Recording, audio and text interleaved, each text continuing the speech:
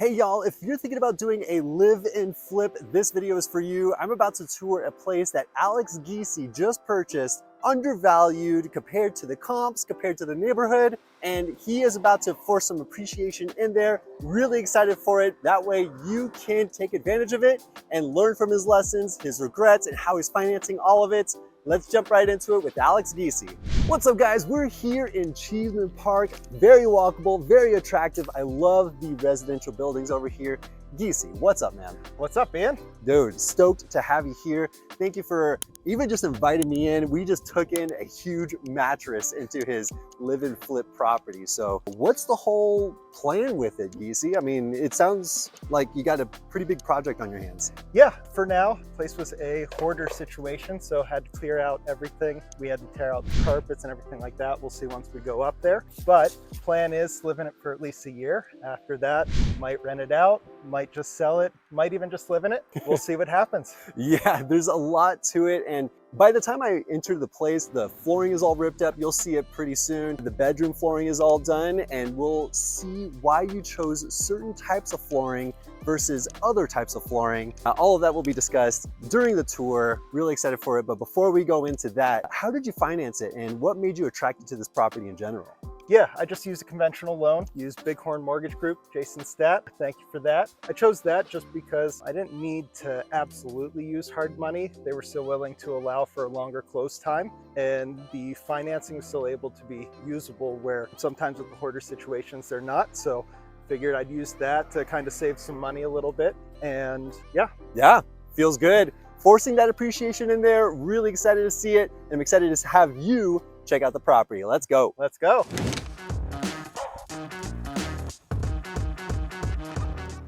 Here we are. Let's go take a look. All right. We got an elevator down there, but I always take the stairs. So yeah, here we are, end of the hall, my unit, and here is my place. Walk into the kitchen. Basically, we had pink carpeting when you first enter, and where you see the concrete here, this was an absolute mess. Everything had popcorn ceiling. We've already scraped that off. So for now, just bring you in here. We have our living room. I'm planning to basically open up this wall pending HOA allowing me to do that because I have to move electrical outlets. I'm gonna have to submit something through them just to make sure, number one, not structural. Number two, just to make sure that all the electrical is being moved properly. So that way I'm gonna have a nice open space through the living room into the kitchen. For me, I'm thinking possibly TV I'm gonna put in here. So that way we can basically have like a nice open area between everywhere. And then I'll have my desk over there as well, which I'll show you here in a minute. Basically, I just want this place to feel very inviting, very open, a place where I can basically have gatherings and have kind of basically entertain people is what I'm trying to go for. So what I'm kind of thinking for this area here, gonna have, you can kind of see the flooring, I'm standing on it right now. I went with like a white oak colored laminate flooring. I just felt that the LVP kind of just looked too plasticky, a little too fake. Didn't like that you could see the grooves going between each board. I wanted something that looked a little seamless. So that way it kind of had that more wood look. So for the bed bath count, it's a 1 bed, 1 bath unit. We've got 676 square or 646 square feet, sorry. But yeah, 676 square feet. Top floor penthouse is what it's technically labeled as. So has a little bit of a cool name to it. And basically just, as you'll see in here, I've got the flooring down and I wanted to kind of give it a brighter look. So I'm gonna be doing some white paint. I basically chose a lighter color, of course, just to kind of bring out, make it feel a little more open. Same with the kind of like the white oak colored flooring. I wanted to really make the space feel a lot bigger than what it is since it is such a smaller unit. So yeah, I'll show you the bathroom now. This is the bathroom. My plan with this all coming out, did have some black mold up there. Basically easy treatment for that. Just use some bleach, scrape it off, and then I'm planning to put some Kills primer over top of that before I put the ceiling paint on. So that way it just kind of seals it out. Real good way to kind of take care of the black mold issue. It wasn't too much, so I didn't feel the need to call in a remediation company or anything like that. The plan with the bathroom, since it's all coming out, I'm planning to do a stand-up shower currently. I'm not entirely sure if I want to do that or the tub, but I'm planning, if I do the stand-up, I'm gonna bring it out just a little bit, have like a wall here, so that way on the inside then you can store all of your soaps, shampoos, anything like that, and then it'll have glass here and then glass here to enter into it. Yeah, black mold, it's really not that bad. A lot of people will see it, they'll just get completely scared by it. But I know a lot of people that have done it in their personal homes as well. All it is just spraying it with bleach. Some people will even dilute it with water. Just clean it off. Some will have to scrape it off. It's like me and you have the concrete, but really just scrape it off and then you just toss some Kills over it. The Kills allows it to kind of seal in so it doesn't spread at all. And so that's how most people will deal with it. But it's really not that big of an issue, just in my personal opinion, unless it is something where it is in an entire room covering every single wall, very fuzzy. At that point, that's where you're probably going to want to call out a mold remediation specialist in order to take a look at it. Here we've got vanity. I'm going to be replacing this. Since it is a live and flip, I don't need to do everything all at once. So my plan is I'm going to order vanity here at some point in the coming month or two and just put it in, because as you can see, it's pretty small. Most are going to be coming up to about here or so. This is more of a kid-sized one, and it's just something that's been here for a while. The sink doesn't look great, but I'm planning to upgrade this. I'm going to basically do I believe I'm going to do a rectangular mirror, and then it's going to have the lights in it, just so it's like has the light going the entire way around, and then do some gold finishes on here as well. So solid. Yeah. Zero carpet in this place. Zero carpet. Yeah, no carpet whatsoever. I was gonna do carpet in the bedroom just to kind of help with that soundproof aspect. Sleep's a big thing for me, and if I potentially decide to midterm rental it, kind of having that quiet space for someone to sleep even midday, I know that would be particularly important if it's a traveling nurse. So I ended up going with hardwood or the laminate instead, just because whenever you have that full flow of laminate going the entire way through, it kind of gives it that bigger feel, like it's all one, basically all together. Definitely has that bigger feel, like I said. For the kitchen, obviously this is gonna go. This is just a piece of crap, been here for years, really dirty, so I'm gonna be replacing that. I'm gonna be adding in a new dishwasher, and as well as putting in a better fridge here too. I just got this here for now, but I'm gonna be putting in all new appliances, hoping to maybe spend only a couple thousand, maybe around like 3,000 max, 4,000 max, hopefully. And with that, then just kind of upgrading, gonna go with the stainless steel. Can't really go wrong with it. And then as well above the range here, I'm gonna be putting a microwave hood vent combo. With this condo unit, it's not gonna have a vent to the outside like some others will in single family houses, but that's okay. As long as it's just going up through the vent, just recirculating that way, that's still fine with me. Now, as far as like kitchen cabinets go, my plan for the design, I'm still kind of debating what I want to do between the range and the fridge here, but I'll probably just keep a cabinet here like this, but I'm gonna go with a dark blue, maybe something a little lighter than a navy blue with some gold finishes. Same with the uppers here as well. I'm gonna basically move these up to the top just to kind of give it that more modern look.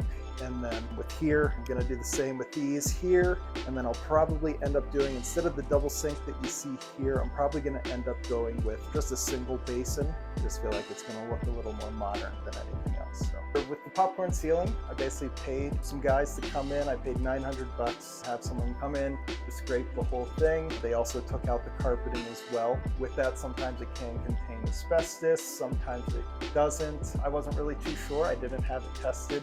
The contractors that came in and did it, they didn't really care. They just said, yep, sure, let's go and do it. So they came in, did that. We're in and out within a day with taking out all of the popcorn ceiling and the carpeting as well. And they also disposed of that for me too. So it was something that I felt was worth the expense or worth the price, $900. I don't have to do it. I don't have to dispose of it. Done in a day, worth it. So, but in some instances, some people are nervous about that. Me, I just, as long as the contractor was fine with it, I didn't really worry about it too much. Just trust the professionals. Yep. All right, so one of the big things for why I chose this was the balcony. I definitely wanted an outdoor space with where I was going to be living. And so got a nice big long balcony. I've actually kind of measured it out. You can play cornhole on here. It's that big. Don't really want to risk it with tossing a bag over the side since we are on the top floor, but nice big area here. We've got Cheesman Park. It's just viewable right over there.